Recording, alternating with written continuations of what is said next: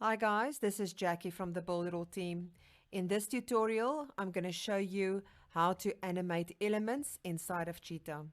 You're first going to create your page. Then here on the right hand side is a little arrow. You're going to click on that and you will see panels and elements. If you click on elements, it's going to show you all the elements that we have.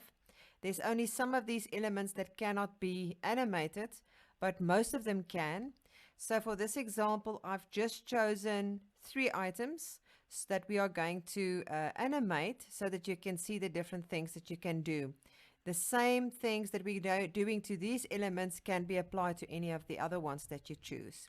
So let's start with this image right here.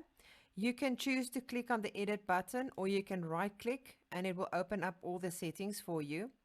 You're going to scroll down until you get to animation, and this is all the options that you have. You can animate by time, when it becomes visible, when you click, when you hover, and then obviously if you choose time, it will give you the time to start. When visible, you will see the effect right there when you click as well as hover. Now for this image, we just want it when it becomes visible to have an effect. So now I'm scrolling up a little bit.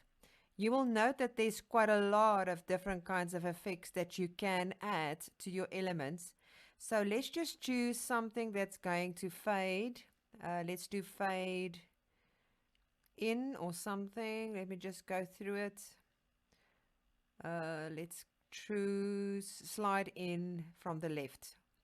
All right, so you can see if we say see again, that is what the animation is going to look like. You can choose to slow it up or speed it up a little bit, but I'm going to leave it at slow. And infinite means it's going to keep on coming in and out and it's not going to stop. But in this case, we want the element to stay there. So that is the option of when visible. Then we're going to choose, the next one is the headline, which is text. I'm going to right click on the text, scroll down to animation. And this time we are also going to say when it becomes visible. And we're going to choose that it pulse. Now there you can see what pulsing looks like. And in this case, I want it to be infinite. I want to keep it going all the time. And now that one has been set. Then we can do it for the same with your text, but we're just going to leave the text as is. And we are going to look at this box. I'm going to right click on the box, just going to bring it up. There is your animation, but this time we are going to choose time.